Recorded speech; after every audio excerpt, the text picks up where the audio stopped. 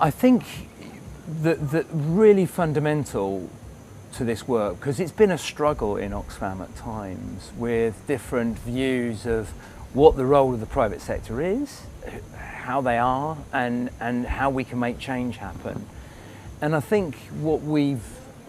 I have learned and what the private sector strategy says is that in some circumstances it is absolutely right to challenge, advocate against, or create voluntary standards where the private sector changes practices and policies that are negative for those living in poverty.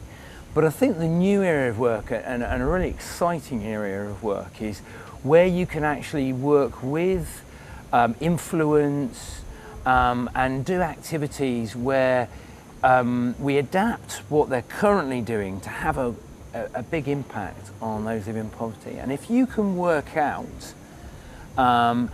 in the area of work you're in agricultural development, women's economic leadership, power in markets,